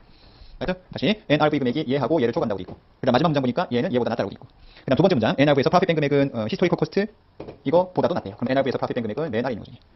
그럼 세 가지 값의 중간값은 이게 중간값. 그럼 원가와 시가 둘이 낮은 거보다 이거죠. 답은 replacement cost가 답이 되는 문제죠. 이렇게 유형별로 말로 하는 문제가 시험에 출제된 적이고요. 보시면 알겠지만 중복되는 문제는 없어요. 물어보는 내용은 똑같은데 물어보는 유형들이 좀 다른 걸 쭉 정리해 보니까 이렇게 유형들이 나오나 보시면 되고, 왼쪽 페이지 6번은 그냥 시뮬레이션 문제를 좀 심플하게 제가 바꿔본 건데 이 칸을 채워보라고 시험에 나온 적이 있는 것 같더라고요. 라이프를 가정했을 때. 뭐 그냥 한번 잠깐 봅시다. A 제곱부터 보시면은 코스트가 8.0, 그다음 replacement cost가 8.5, 뭐 약자는 알겠죠? 셀링 프라이스, 그다음 셀링 코스트, 그다음 노멀 프로핏. 됐어요? 그럼 슬링은 여러분들 뭐가 돼요? 슬링은 NRV죠. 그럼 NRV니까 11불에다 2불 빼면 되는 거야. 그럼 슬링 칼라면 얼마 쓰면 되는 거죠? 9. 따라오죠? 그다음 플로우는 거기서 뭐 빼면 되는 거죠? 노멀 프로핏 빼는 거죠. 그럼 얼마? 8. 따라와요? 그럼 9와 8 레인지에서 replacement cost가 8.5니까 여러분들 중간값은 얼마 되는 거죠? 8.5가 되겠다 그죠? 그럼 마켓 조금 8.5. 8.5니까 여러분들 적합 평가하면 원가는 얼마라고 돼 있었다? 8.0이라고 돼 있잖아, 맨 왼쪽에. 그럼 둘 중에 나중에 가는 거니까 얼마? 8. 그럼 토탈 금액은 배당 8불인데 개수가 맨 왼쪽에 얼마라고 돼 있다? 200개. 그러면 8불 곱하기 200개니까 얼마 된다? 1600. 이렇게 채우는 거예요. 할 수 있겠죠? 반복하지 않을게요. P 하나만 더 합시다. 자, 슬링 갑니다. NRV. 자, 무슨 뭐 빼면 된다? 12에서 1 빼면 되겠다. 11. 플로우는 3불까지 맞아 빼는 거니까 플로우는 얼마? 8. 자, 그럼 마켓 밸류는 연대 셋 중에 중간값. 그럼 11불, 9불, 8불 셋 중에 중간값 얼마? 9불. 그럼 마켓 밸류는 9불인데, 자, 적합법 평가 갈게요. 10불과 9불 둘 중에 낮은 얼마? 9. 그러면은 적합법 9불이니까 개수 얼마? 50개. 그럼 답 얼마? 450. 이해되겠죠? 그렇게 하시면 돼. 이건 인디비주얼로 가는 거죠, 지금 이게? 제곱별로 적합법 평가하는 거고요. 오케이, 넘깁니다. 20페이지 갈게요. 자, 제고의 기본 내용 끝났습니다. 3개 테마는 제초 취득의 문제, 원가 배분의 문제, 후속 측정의 문제. 이제 기타 내용요. 4번이 이제 아더스요. 자, 아더스 가장 많이 나오는 게 아까 뭐라고 했죠? 에러 퀘션이요. 그 1번이 그 얘기합니다. 에러 퀘션이요. 에러 퀘션 시험에 가장 잘 나오는데, 일단 왼쪽에 써 있는 1번, 2번, 3번부터 먼저 잠깐 보고 갑시다. 말로 돼 있는 거. 자, FOB 쉬핑 포인트입니다. 이건 바꿔는 몰라요? 문제 풀 때 내가 지금 문제를 풀어야 되는 대상 회사가 셀러냐 바이어에 따라 가지고 내 재고일 수도 있고 저런 재고일 수도 있는 거죠. 쉬핑 포인트다 만약에 셀러다 그럼 내 재고 아닌 거죠. 쉬핑할 때 맥주 잡았으니까. 대신에 바이어 쪽에서는 자기 재고 잡아야 되고요. 그다음 그때 발생하는 운임은 누가 부담하는 거죠? 바이어 쪽에서. 그럼 바이어 쪽에서는 그 쉬핑 비용을 프레이딩 코스트로 잡아가지고 재고가에 업해야 되겠죠. 맞나요? 그다음 두 번째 데스티네이션. 자, 데스티네이션 조건이면 여러분 누구 재고죠? 이건 당연히 셀러 겁니다. 도착할 때까지는 셀러가 재고를 잡아야 되는 거죠. 도착했을 때 매출 인식하면서 재고를 장부에서 북업을 시켜야 되고요. 그럼 그때 발생했던 운임은 누가 부담하는 거죠? 셀러가 부담하는 거니까 당연히 freight out expense로 셀링 expense로 처리하는 거고요. 오케이. 그다음 리턴된 거 기억나시죠? 물건 팔다 반품됐다. 그럼 반품된 날짜가 중요한 게 아니고 뭐가 중요하다고 했죠? 상대방 쪽에서 언제 승인했는지가 되게 중요하다는 거. 그 오토라이제이션 시점에서 이 재고의 모든 뭐다 소유권을 넘어간다는 것을 기억하라고 말씀드렸던 거고. 자, 거기 맞춰가지고 있는 케이스인데 1번, 2번, 3번인데 자, 1번과 3번은 다음 숙제예요. 1번과 3번은 숙제로 수정 분계 끊으면 됩니다. 숙제 좀 많은데 1번과 3번이 숙제고요. 아까 릴리스 퀘스천이라고 아까 제가 가져가고 있잖아. 릴리스 퀘스천 잠깐만 가봐요. 릴리스 퀘스천 가가지고 2019년도 가장 최근에 나왔던 기출 문제를 잠깐 가서 볼 거예요. 그 릴리스 퀘스천은 2019년도 연들 기출 문제의 시뮬레이션을 가보세요. 맨 뒤에. 없어요? 뭐 괜찮아요. 없어도 오늘 풀 거니까 숙제를 할 거니까 집에 가셔가지고 있으면은 푸시면 되는데 거기에 시뮬레이션 문제가 이게 재고 쪽 에러 퀘스천 문제예요. 알겠죠? 보면 봐봐 문제가 얼마나 양이 많은가. 2페이지, 3페이지, 4페이지, 5페이지, 6페이지, 7페이지, 8페이지, 9페이지, 10페이지 세상에 이까지가 문제다. 이걸 다 읽어야 문제를 풀 수 있어. 그래서 내가 늘 말하지만 시뮬레이션 문제를 빨리 누가 먼저 해독하냐 문제예요. 다 풀고 나면 문제는 되게 쉬워. 그냥 놓고 빼고 하는 거니까. 근데 문제 상황을 파악하는 시간이 많이 걸릴 거라고. 그래서 이 문제 푸는 게 다음 장 숙제 됐죠? 시뮬레이션 DRS 문제죠. 이거 하나 하고 또 숙제 있어요. 2018년도 기출 문제로 갑니다. 18년도로 가세요. 앞쪽에 18년도의 시뮬레이션 잠깐 보세요. 18년도에 연대 시뮬레이션 문제에서도 첫 번째 시뮬레이션 문제가 인벤토리 문제예요. 재고가 이 에러 퀘이션 하는 게 시험에 가장 많이 나온다고 시뮬레이션 문제가. 또 내기도 가장 좋고 어차피 회계사 시험이니까 회계사가 재고 쪽에서 가장 중요한 게 뭐겠습니까? 뭔가 장부에 잡아야 될 간접형이 있는지 안 잡아야 될 자국이 있는지 이런 거 기간 계속 따져보고 가는 거잖아요. 그런 문제이기 때문에 거기도 시뮬레이션 문제가 보면 뭐 12-3페이지, 12-4페이지 요건 문제가 좀 짧긴 해요. 한 두 개 정도 해서 푸는 거니까 18년도 좀 심플한 문제 같고 19년도 좀 시간이 걸릴 거고 그 두 개까지 같이 푸는 겁니다. 결국 숙제 4개 있는 겁니다. 시뮬레이션 4개 푸는 거예요. 우리 교재에 있는 문제 1번과 3번 문제하고 18년도, 19년도의 기출 문제 시뮬레이션 두 개를 푸는 게 다음 장 숙제. 됐죠? 시간 재서 보세요. 그 시뮬레이션 연도 지금 2018년도 기출 문제 같은 경우는 한 10분에서 15분 정도 풀 수 있어요. 그 다음 2019년도 문제는 제가 볼 때는 한 25분 정도에 풀면 좋겠어요. 한 25분 정도. 대처 시뮬레이션 되고 한 25분 정도. 25분보다 조금 당기면 좋겠는데 어쨌든 한 25분 정도. 그 정도 넘어가기 준 거 25분. 그 다음에 우리 교재에 있는 퀘션 1번 문제는 연도 푸는데 한 15분 정도. 그 다음에 퀘션 3번 문제는 한 10분 이내로 풀 수 있어요. 네, 그 정도가 제가 적정한 시간. 그러니까 딱 재놓고 푸시라고. 근데 내 문제 푸는데 뭐 1시간 정도, 1시간 남짓 정도 시간 되는 다음에 내가 빨리 안 풀어보시면 아마 연습이 될 겁니다. 시험자 그 정도 속도로 풀면 내가 요거밖에 못 푸는구나. 뼈저리 느낄 거예요. 내가 20도로 풀면 내가 두 개 풀면 종치겠구나. 이런 생각을 하게 될 겁니다. 생각보다 빨리 풀어야 돼 이런 느낌일 거예요. 그 4개 숙제. 자, 그럼 뭐 연습을 한번 해볼게요. 간단한 문제나 21페이지에 있는 퀘션 2번 갖고 오늘 연습을 한번 해볼게요. 오늘은 아주 간단한 수능 문제. 이거는 오디팅에서 나왔던 기체 기출 문제입니다. 오디팅 시험에서 나왔던 기출 문제인데 이건 우리 백커의 문제가 있었던 거고 제 교재로 문제를 풀었던 분들은 오디팅 시간에 풀어봤던 문제입니다. 한번 해볼게요. 바로 갑니다. 얼짱이 바로 갈게요. 퀘션 2번부터 먼저 갈게요. 첫 번째 문장. 회사가 FOB 데스티네이션 조건으로 물건을 슈팅했습니다. 누구한테? 커스텀한테. 뭐가 되게 중요하죠? 도착 날짜가 중요하겠죠? 물건 판 거니까. 자, 마지막 문장 보니까 커스터머 쪽에서 언제 받았다고 돼 있죠? 12월 30일 날 물건 받았대요. 맞죠? 그럼 상대방이 받았으니까 나 뭐 잡을 수 있는 거죠? 매출 인식할 수 있는 거죠? 그리고 재고는 장부에서 당연히 복업 시켜야 되고요. 그런데 회사는 보니까 두 번째 줄에 매출은 잘 잡았네. 그런데 재고 릴리프를 뭐다 기록하지 않았다는 소리입니다. 됐죠? 이 표현이 그렇게 나왔어요. 릴리프라는 표현이 나왔어요. 재고를 출고시켰다는 표현에 릴리스라는 표현을 내가 많이 쓴다는 나도 알고 있어요. 릴리스라는 표현을 써도 이 릴리스했다는 말이랑 같은 의미라고 보니까. 그럼 어쨌든 재고 출고됐다는 것을 기록하지 않았다는 소리예요. 그 매출 인식을 한 건 맞죠? 근데 재고 원가 대체하는 거지. 근데 이걸 집어넣는 게 아니고 분계 형태만 그려보는 겁니다. 데빗 뭐죠? CGS, 크레딧, 인벤토리. 맞죠? 재고를 원가 대체하는 분계만 집어넣는 겁니다. 매출은 맞게 잡았으니까. 문제 감 잡았죠? 2, 3, 4푼입니다. 1분이면 푸셔야 돼. 1분 한 30초.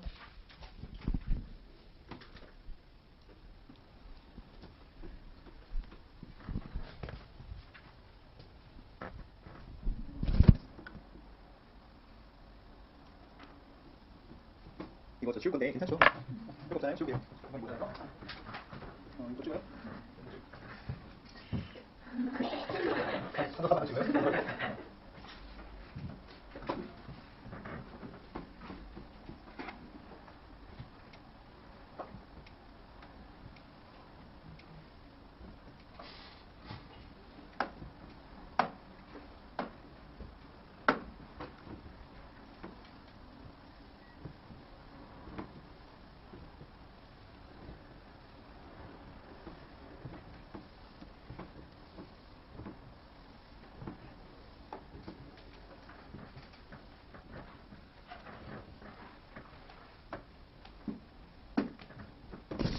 자, 갈게요. 두 번째부터 갑니다. 자, 컴퍼니가 쇼핑 포인트로 물건을 실었다라고 되어 있습니다. 셀러 입장이에요. 자, 쇼핑 포인트고요. 12월 3일 날 선적했다라고 되어 있으니까 매출 잡는 게 맞겠죠. 그다음에 원가도 인식하는 게 맞고요. 뒤에 보니까 매출 잡았고 재고 릴리프했다는 것을 기록했다라고 되어 있습니다. 거기까지 보면 전혀 문제가 없죠. 그런데 언해피한 점들 커스터머 쪽에서 물건을 다시 나한테 리턴을 쳤어요. 그런 다음에 리턴한 물건을 받자마자 다음과 같이 회계처리했다. 그다음 재고를 다시 백하고 매출 원가를 캔슬하는 분기를 끊었어요. 그러니까 돌려받았다는 것은 리턴했으니까 여러분 지금 승인을 했으니까 상대방이 돌려줬다라고 이해하세요. 그럼 오케이. 그럼 리턴 분기 끊어줘야 맞겠죠. 그럼 원가를 뭐다 대체하는 분기는 오케이. 다시 백하는 분기는 끊었는데 뭐가 캔슬 안 됐죠? 매출 자체가 캔슬되지 않았습니다. 자, 데빗 뭐죠? 세일즈죠. 크레딧 AR이죠. 그렇게 하시면 돼요. 뭐 세일즈 리턴 써도 되는데 어차피 세일즈 리턴도 세일즈 차가니까 그냥 데빗 쪽은 세일즈, 크레딧 쪽은 AR 키워주면 되는 거냐. 세 번째 케이스를 보시면 회사가 컨사인이한테 물건 넘겼습니다. 그런데 그 장비 기록하지 않았다? 잘했죠. 컨사인이한테 물건 넘어가는 것은 재고에 이동만 있는 거지. 여전히 그건 내 재고니까. 자, 컨사인이가 다시 나한테 돌려줬습니다. 안 팔리니까. 그럼 그 또한 분기가 없겠죠. 그럼 갈 때 분기 안 끊었으니까 올 때도 분기 끊지 말아야 되는데 올 때는 뭐다? 갑자기 분기를 끊어버리는 거죠. 요 분기 그대로 덜어내면 되겠죠. 그러면 데빗 쪽 세일즈, 크레딧 쪽 인벤토리. 네 번째 항목. 회사가 쇼핑 포인트 물건을 팔았습니다. 12월 29일자에. 쇼핑 포인트니까 물건 쇼핑했으니까 매출 시간이 맞겠죠? 그럼 재고 나가는 분기도 끊어주는 게 맞겠죠? 그럼 재고 나가는 분기 끊는 건 맞게 끊었는데 매출을 안 잡았네. 매출을 안 잡았습니다. 그럼 매출 언제 잡았나 봤더니 다음 연도 1월 3일 날 가서야 매출 잡았다는 영어 표현이에요. 그럼 연말짜리 매출 안 잡은 거잖아요. 매출 잡아주면 되는 거지. 그럼 데빗의 AR, 크레딧, 세일즈. 요 기출 문제는 굉장히 쉬웠던 기출입니다. 시험 문제로 따지면 굉장히 쉽게 나왔던 문제인데 이거 좀 어렵게 된 문제가 왼쪽 퀘션 1번이요. 이게 퀘션 1번이 보통 우리 미국 원서에 나오는 중국 회계책에 거의 있는 문제 유형인데 요거는 오른쪽처럼 만만치 않아요. 그래서 1번부터 여러분들 6번까지인데 몇 개만 해볼게요. 알겠죠? 숙제긴 하지만 낯설 수 있을 것 같아서 내가 몇 개는 어떻게 푸는지에 대한 감을 잡기 위해서 해주는데 문제가 뭐냐? 두 줄이 위에 나와 있는데 수정 분기 끊는 문제고요. 금액을 물어보는 거나 금액도 물어보는 거나 금액도 같이 끊어주면 되는데 무슨 시스템이라고 되냐 보세요. 두 번째 줄에 POERI 시스템이라고 있죠, 여러분. POERI 시스템이라고 하는 것은 기말 재고를 어떻게 확정하는 거죠? 실사를 통해서 확정을 하고 실사 때 없는 재고나 매출 원가로 대체하는 분기가 POER이에요. 됐죠? 그 감 잡고 들어갑니다. 실제 문제 풀 때 POER이 시험에서 많이 나와요. 분기 끊는 수정 분기 문제는. 그럼 항상 재고는 내가 기말 재고 실사를 통해서 확정을 하고 나머지는 전부 다 매출 원가로 대체하는 방법을 쓰는 그런 상황이다라고 문제가 주어진 걸 보고 1번 한번 풀어보세요. 1번만 수정 문제 한번 끌어봐요.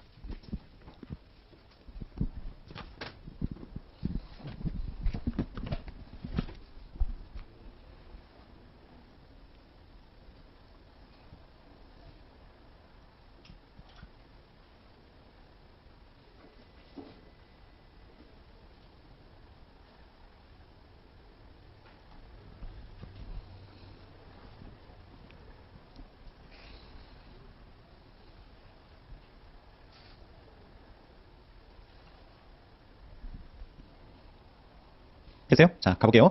자, 물건을 사는 건가요? 파는 건가요? 사는 거예요. 팔고 사고에 따라 분기 형태가 다른 거잖아요. 매출적으로 아무 영향이 없어요. 원가 쪽 분기만 끊어주면 되는데, 자, 푸는 요령요. 오디팅 시간에 잠깐 설명했던 프레임인데요. 훅이 있고 갭이 있어요. 자, 우리 기초 비기닝, 펄처스, 그리고 엔딩 재고 빼면 매출가 나오는 구조가 POER이죠. 기초에 뭔가 넘어온 오류가 있다 없다. 기초부터 뭔가 작년부터 뭔가 틀리게 넘어오는 재고는 없잖아요. 그런 것까지 배웠던 게 여러분들 어드밴스 가면 에러 크레이션스 배운 거죠. 기초에 얼마가 오버스테이 넘어오고 있다 하면서 나왔던 문제. 이건 그건 아니에요 지금. 응? 기초는 문제가 없다고 지금. 기초는 여러분들 지금 아무 문제가 없고 펄처스하고 기말 재고 쪽에 문제인데 이제 볼게요. B회사로부터 물건 샀죠. 쇼핑 포인트예요. 12월 29일에 선적 실었대. 도착은 2월달에 했대요. 그럼 천천히 따져보자. 기말재고도 판단해볼까? 기말재고 장부상은 포함이 됐어요 안 됐어요? 아까 POERI 시스템이라고 했잖아. 그럼 재고 실사를 해서 기말재고 수량을 확정했을 거라고.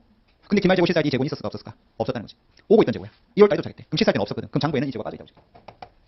근데 갭상은 잡아야 돼요 안 잡아야 돼? 잡아야 되죠. 쇼핑 포인트 오고 있는 거 내 거라고. 잡아야 하는 거죠. 그럼 기말재고 뭔가 지금 뭐다 차이가 났을 거다라고 유추가 되죠. 그 다음 펄처스예요. 우리 POER이는 펄처스 데빗 잡고 크레딧 쪽에 AP 잡죠. 언제 잡아요 AP? 인보이스 봤을 때. 돈 달라고 나한테 청구하면 그때 펄처스 AP 잡는 거예요. 그럼 마지막 세 번째 뭐라고 되냐 보세요. 인보이스 언제 도착했다고요? 12월 말에 인보이스 먼저 와서 물건은 선적한 다음에 오고 있고 인보이스는 더 빨리 올 수 있잖아요. 그래서 인보이스 날라오니까 회계팀에서 펄처스 AP를 잡아버린 거예요. 그 소리가. 그러면 장부상에는 AP가 잡힌 거예요. 그러면 갭상으로는 잡아야 맞아요 안 잡아야 맞아요? 잡아야 맞죠. 이 재고 내 거니까 연말짜리 AP 잡아야 된다고. 그러면 펄처스 쪽도 뭐다 지금 차이가 없죠. 그럼 기말재고 차이가 있으니까 당연히 뭐 차이가 날까? 매출원가는 틀어지겠지. 논리가 기초에서 단기 펄처스 한 다음에 엔딩 뺀 건데 기말재고 틀리면 매출원가 틀어지겠지. 맞아요? 그럼 분기 갑니다. 자, 인벤토리 지금 뭐다 잡았어야 되는데 잡지 않았다. 그럼 잡아주면 돼요. 인벤토리. 얼마 잡아주면 돼요? 15,000이죠. 그럼 막대점 뭐 쓰면 돼? CGS. 15,000. 이렇게 가는 거죠. 요게 1번의 수정 문제상이에요. 미리 말하지만 우리 재고 쪽에서 매입 쪽 프로세스에서 뭔가 에러 크레이션을 끊는 문제 나오면 분기의 조합은 3개밖에 나올 수 없어요. 계정 과목이, 인벤토리, CGS, 어카운트 페이블. 요 3개가 돌아간다고. 여기서는 인벤토리 CGS가 지금 뭐다? 돌아가는 분기인 거지. 안 되겠어. 계속 가. 2번 풀어보세요. 같은 패턴으로 계속 풀어보세요.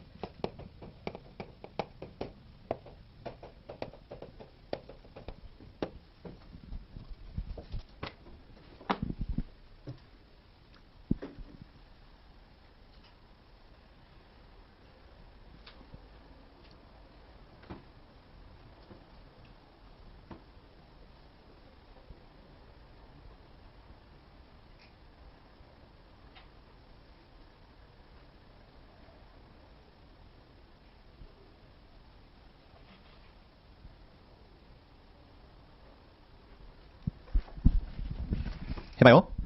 기초에 문제가 있는 건 아니고. 갑니다. 물건을 산 건가요? 판 건가요? 이거는 또?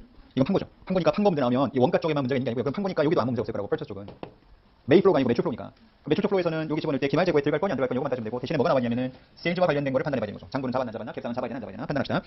C한테 물건 팔았습니다.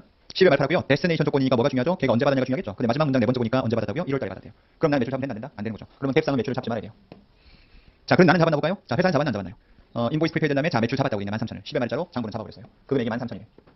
그럼 당연히 그 붕괴는 어떻게 돼요? 매출은 캔슬 없애야 되겠네. 그러면은 일단 세일즈 얼마 없애주고 13,000. 그 다음에 매출 채권 AR 금액을 13,000 없애는 붕괴가 매출 쪽에 한번 남아줘야 되고요. 그 다음에 원가 쪽 판단해봐요. 원가 쪽. 보시면 여러분들 기말 재고에 포함이 됐다고 있어요. 그러면 장부에는 여러분 이게 포함이 됐다고 있죠. 장부상 포함이 된 거예요. 왜 포함이 됐나?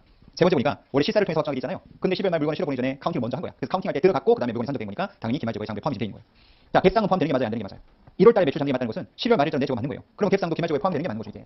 그죠? 그러니까 원가 쪽에는 아무보다 영향이 없는 거죠. 그래서 원가 쪽은 손상이 없는 거예요. 매출 원가는 맞는 거고 기말 재고는 맞는 거고, 대신에 매출 쪽에서 보다 잡았었어야 되는데 안 잡힌 거, 아니 잡지 말아야 될 것을 잡아놓은 거니까 그걸 캔슬하는 게 만들어가는 거죠. 그래서 이게 프레임 갖고 접근하면 다 풀 수 있어요. 3번 풀어보세요.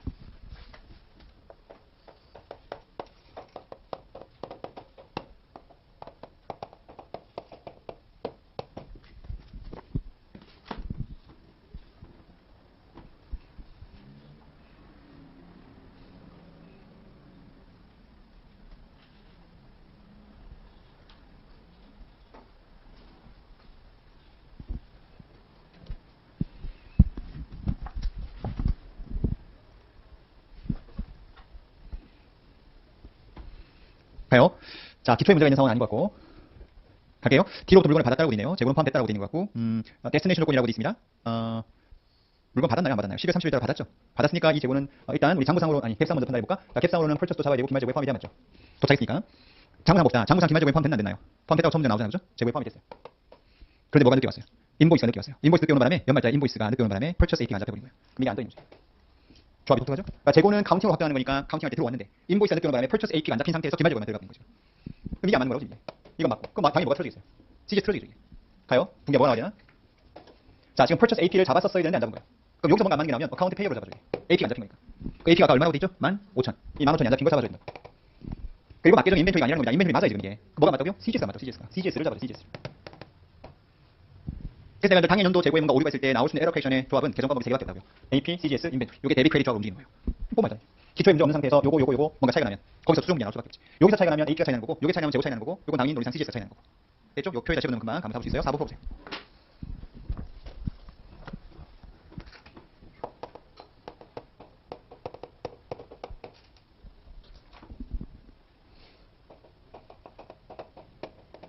네, 4번을 금방 갈게요. 자, 기초에 문제 없다라고 돼 있고요. 이거는 기말 재고에만 문제가 있는 거예요, 지금. 당연히 펄처스에 문제가 아니고 기말 재고만 있는 건데, 자, 기말 재고에 마무리 포함되는데 누구 재고 포함되어 있다고요? 컨사이너가 나한테 맡긴 재고를 시사할 때 참고 있으니까 카운팅한 담당자가 세버린 거야. 내 재고 아닌데. 그럼 장부상 이 재고 포함되어 있겠죠. 당연히 계산 포함 안 되고 이게 안 맞죠. 그럼 당연히 틀어지겠죠. 자, 재고를 잡지 말았어야 되는데 잡아놓은 거잖아요, 그죠? 그럼 뭘 빼셔야 돼? 인벤토리 빼셔야 되겠지. 반대로 당연히 뭐고요? CGS. 금액은 마무리돼 있으니까 마무리 끊어주면 돼요. 이거는 어렵지 않게 금방 할 수 있는 거죠. 5번 풀어보세요.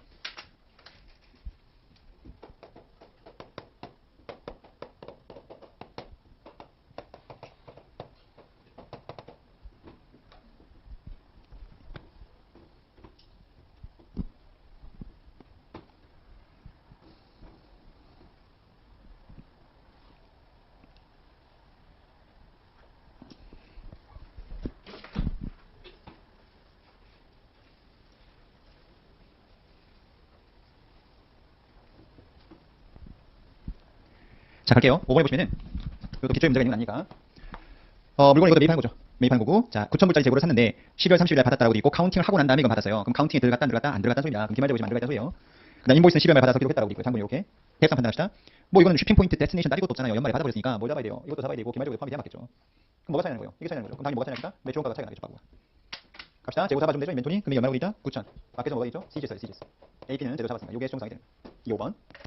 6번 바로 갑시다. 10일 말씀에서 vendor가 자, G 코퍼레이션한테 물건 반품해줬습니다라고 이런 데 승인해줬다라고 돼 있어요. 얼마짜리인데? 3만 불짜리인데. 그럼 그 물건 반품해도 좋다라고 하니까 회사 입장에서는 그 반품을 때린 거죠.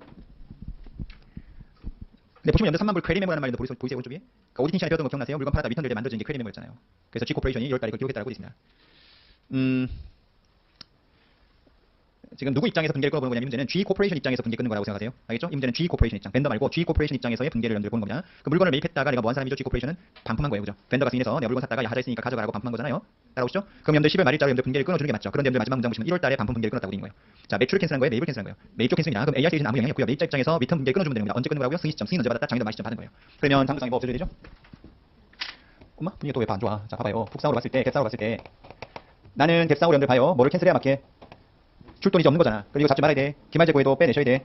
맞아요? 그러면 여러분들 여기 AP를 캔슬했단 말이 눈에 보이지 않기 때문에 1월달 분기 끊었으니까 이걸 뭐다 장부 당시 AP가 살아있는 거라고. 그 다음 기말재고에 포함됐을 거냐 문제인데 기말재고 포함됐을까 안 됐을까? 생각해봐요. 지금 이 재고 언제 받았다고 있으니까 리턴된 구수가 G코퍼레이션이 12월 말일날 쇼핑했다고 조금 도착 언제 했을까? 1월달 했겠지. 1월달 했겠지. 맞죠? 그럼 여러분들 이 물건에 대해서 G코퍼레이션 입장에서는 12월 말일자로 여러분들 돌려줬을 거 아니에요. 그러면 기말재고 카운팅할 때 재고 포함됐을까 안 됐을까? 안 됐겠지. 그럼 기말재고에는 뭐다 포함 안 됐다 이거 맞는 거지. 다시 지금 G코퍼레이션이 반품을 했는데 POL 시스템 쓰는 회사가 가정을 하고 그럼 여러분들 뭐다 12월 말 돌려보냈으니까 장부도 재고는 빠져있을까 안 있을까? 무슨 말인지 알겠죠? 그런데 내가 이 리턴 분계 끊을 때 마지막에 보시면 언제 됐다라고 있죠? 뭐 AP 분계를 캔슬하는 분계는 끊지 않았다고 내가 가정한 거예요 지금. 남아있다는 거죠 AP가. 그렇게 해요? 근데 우리 갭상으로는 어차피 AP도 캔슬했어야 되고 재고도 캔슬해야 맞는 거잖아 이게. 그러면 결국은 요게 안 맞고 그 뭐도 안 맞겠어요. 매출원가 안 맞겠죠? 그래서 분계 끊는다면은 어카운트 페이어블을 뭐다 캔슬해야 되는데 안 돼 있으니까 AP를 캔슬해주면 되겠죠. 그리고 매출원가로 캔슬해주면 되겠죠. 조합이 다양하게 나올 수 있다고요. 그 금액은 현재 3만이 어디 있으니까 3만이라고 쓸게요. 이렇게. 그래서 어쨌든 현재 재고 쪽 당해 연도에 오류가 있을 때 분계 형태는 찌 아무리 복잡하게 나와도 계정 과목이 3개밖에 들어갈 수 없다고. AP, CGS, 인벤토리, 데뷔 크레딧 조합을 해보시면 돼요. 애매하면 지금 내가 그렸던 표를 그려서 대비식적으로 나온다고. 요게 당해 연도 중에 있는 건데 이왕 나온 김에 그냥 다 같이 할게요. 25페이지로 바로 넘어가서 보세요. 25페이지. 여러분 지금 내가 풀었던 에러 퀘이션 6개 문제. 기초 재고의 문제가 있는 거 없었죠.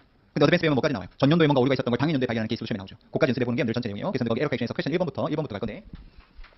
자, 드디어 퀘션 1번 보시면 기초부터 풀립니다. 자, 기초 재고가 3만이 언더스테이트 있다고 있고요. 기말 재고는 54만이 오버스테이트 있다고 있습니다. 그럼 매출원가는 어떻게 됐을 거냐라고 물어보면 됩니다. 자, 답은 금방 구할 수 있을 것 같은데. 해볼게요. 비기닝, 퍼처스, 기말 엔딩 재고. 기초 연도 얼마 언더스테이트 있다고 있어요? 3만요. CGS니까. 자, 기초가 3만이 언더스테이트. 그 다음에 기말 재고는 54만이 오버스테이트. 그럼 효과를 반영해봐요.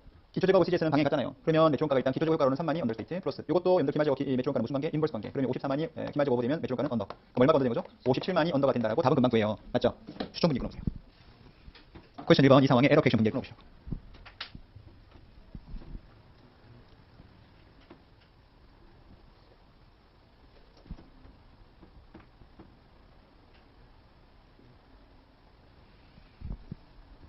종 쳤어요. 이 정도 시간에 에러 퀘이션 못 끊으면 회계가 안 된다고. 자, 봐요. 지금 어차피 인벤토리 여기 리테인 더닝 왜 리테인 있었죠? 전기부터 뭔가 틀린 게 있으니까 이익 요금이 영향을 받을 거라고. 그다음 CGS인데 한번 봐봐요. 지금 각각 구해놨잖아요. 벌써. 지금 매출원가 얼마가 언더 됐다고요? 57만이 지금 언더스테이트 됐다고 답을 이미 구했잖아요. 그럼 여기 분기 끊을 때 뭐가 일단 나와야 돼? 아, 그러면 언더 있으니까 CGS 얼마 더 시켜야겠구나. 57만을 더 넣어줘야 되겠구나. 대비적으로 맞죠? 아니 아까 계산했잖아. CGS가 이만큼이 언더 됐다며. 그럼 더 집어넣어줘야 되지. 맞죠? 오케이. 기말재고는요? 기말재고는 54만이 뭐가 됐다고 지금? 오버스테이트 있다며. 그럼 어떻게 하셔야 돼? 죽여야지. 그럼 기말재고는 인벤토리가 얼마가 죽어줘야 돼요? 54만이 죽어줘야 된다고.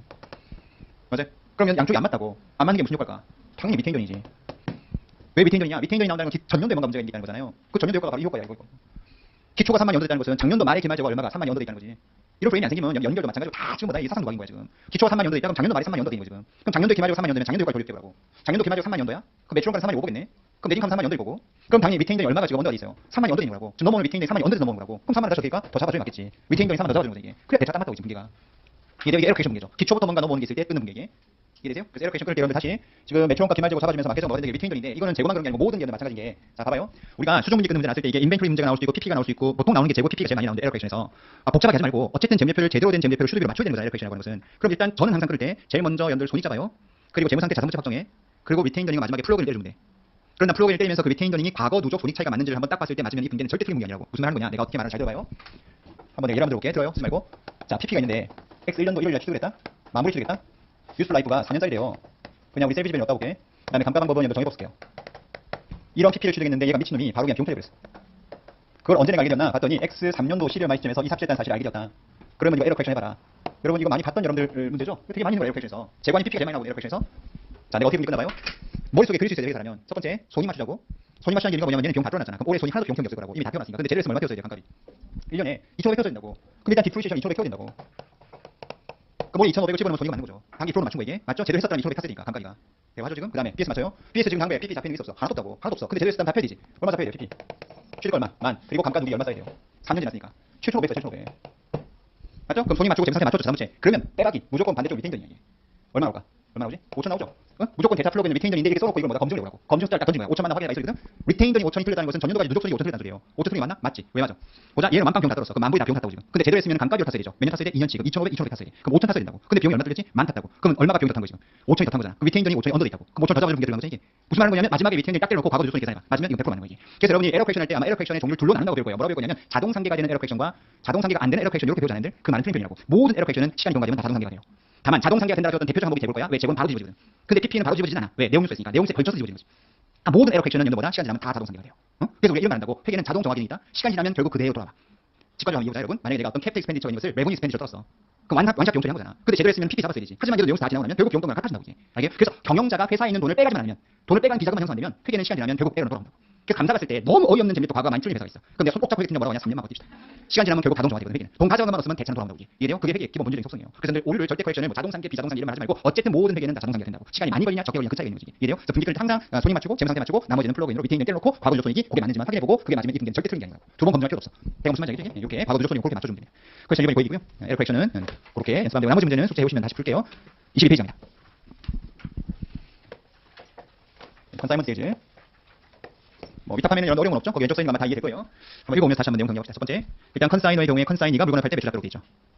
그 다음에 컨사이니가 가지고 있는 재고 중에 판매 재고는 컨사이너가 인식해야 된다는 거 이해를 거고. 그 다음 컨사이너가 컨사이니한테 물건 보낼 때 프레이 코스트 발생하는 것은 어디에 포함하게 되죠? 재고가에 포함시키는 거 기억날 거고. 그 다음 컨사이니한테 내가 주는 돈은 뭐가 되죠? 셀링 익스펜스가 되겠죠. 그 다음 세 번째 가서 컨사이니가 인식해야 될 매출은 여러분 어떤 금액이 되는 거예요? 총 판매한 금액에 자기 커미션 곱한 것만큼이 자기 수익이 되겠죠.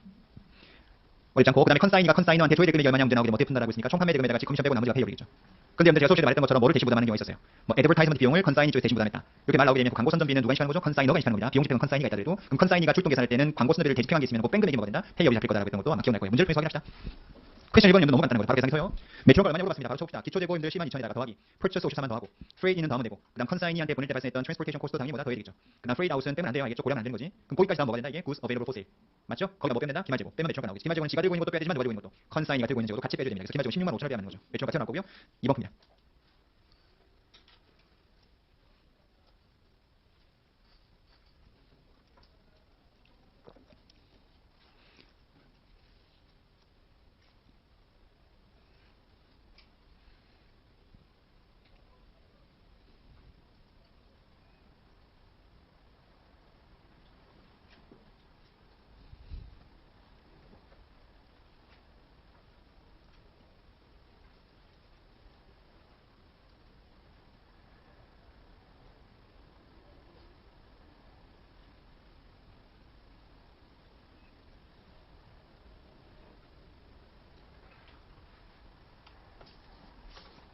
됐죠? 자, 분계도 끊어보세요. 분계도. 전라이즈 한번 해보시라고요. 컨사이너, 컨사인 양쪽 입장에 분계도 한번 끊어보세요.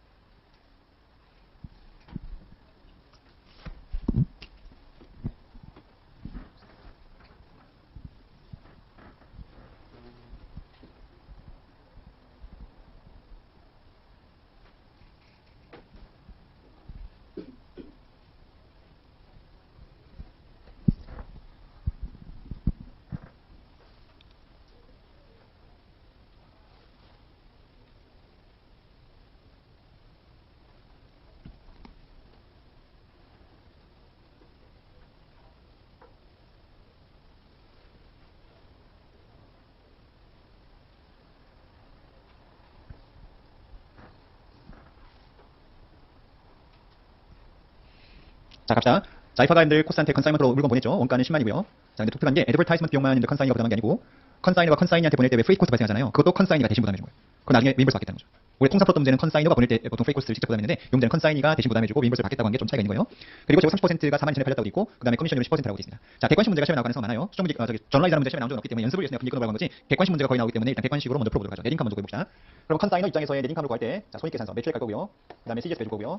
그 다음에 오퍼레이팅 익스펜스로 빠지는 게 두 개. 뭐 빠지겠어요? 커미션 익스펜스 빠질 거고 그 다음 무슨 비용 빠져야 돼요? 애드버타이즈먼트 익스펜스가 빠지면 되겠죠? 맞죠? 그 다음에 텍스는 없으니까 그냥 거기 이제 마지막에 네링크 하면 되겠죠.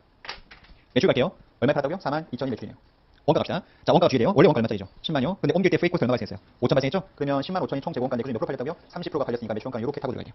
다시 원래 원가가 10만인데 프레이트 코스트가 5천 발생하겠으니까 결국은 프레이트 코스트 제공가는 10만 5천 되고 거기에 30%가 팔렸으니까 원가는 요만큼이 됐어야 된다고. 그 다음에 이제 커미션 갑시다. 커미션은 판매한 금액의 몇 퍼센트? 10%. 그럼 4만 2천에 10%니까 얼마? 4,200 빠지겠죠. 맞죠? 그 다음 광고비가 중요해요. 자, 광고비 얼마라고 있다? 2천. 흥분한다? 2천에서 몇 프로 팔렸다? 지금 30 팔렸으니까 2천 곱하기 30% 곱하는 순간 뭐 3천 가야 되는 거예요. 광고 선전비는 집행할 때 바로 비용이라고요. 광고비는 바로 2천이 비용 처리되는 거죠. 이렇게. 됐죠? 그렇게 해서 나머지가 딱 구해지는 1번입니다. 답이. 분계 좀 이따 끊어서 확인할게요. 됐죠? 그 다음 두 번째. 아이판에 조회될 돈이 얼마냐 물어봤습니다. 그럼 일단 코스트가 팔았던 들어온 게 얼마죠? 아까?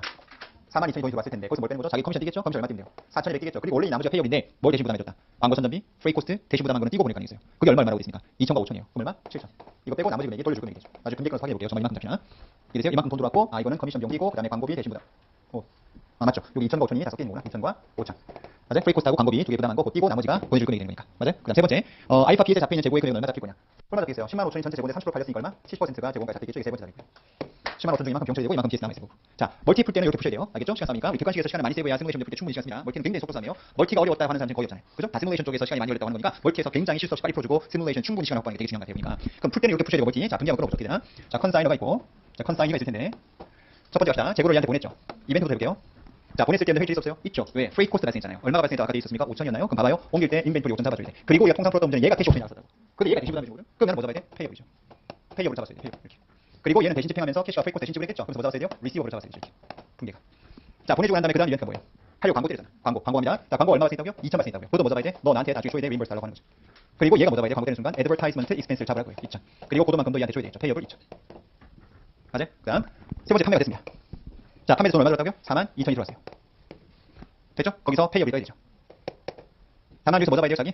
커미션 레버뉴.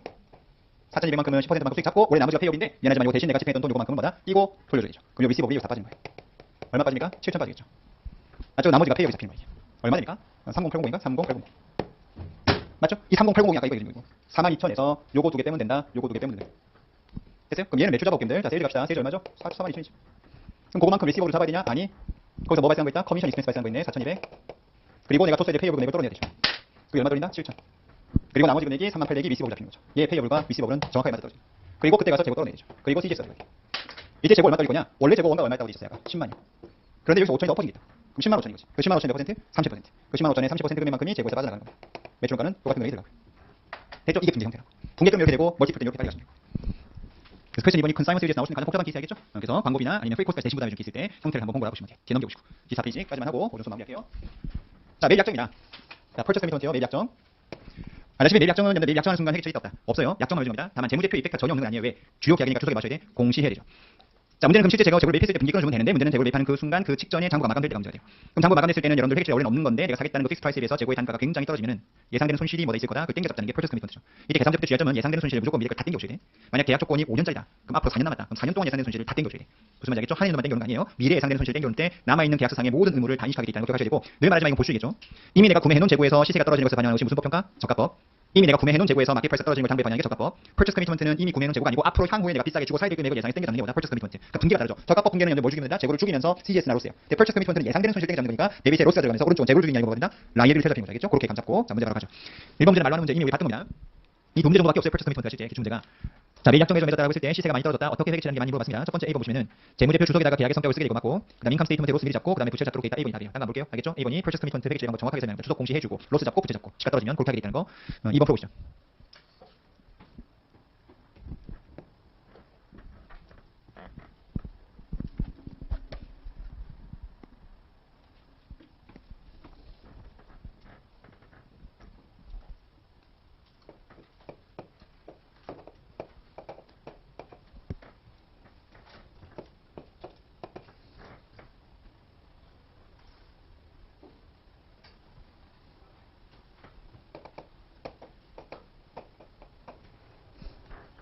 자, 봅시다. 4년짜리 계약인데요. 2008년도 말 시점에서의 지금 로스 금액을 물어봤는데 지금 맥스 살 수 있는 게 만 개고 최소한 3,000개는 구매 약정을 맺었다라고 되어 있습니다. 3불에 지금 사는 약정이고요. 맞나? 그치? 근데 밑에 두 번째 보니까 얼마에 팔 수 있는 상황이 됐다라고 되어 있죠. 0.5. 그럼 하나당 얼마 손해 보는 거죠? 2.5. 그럼 봐요. 요 시점에서 로스를 물어봤으니까 지금 4년짜리 계약 같으면 지금 몇 년이 남아 있는 거죠? 계약 기간이 3년 남아 있는 거예요.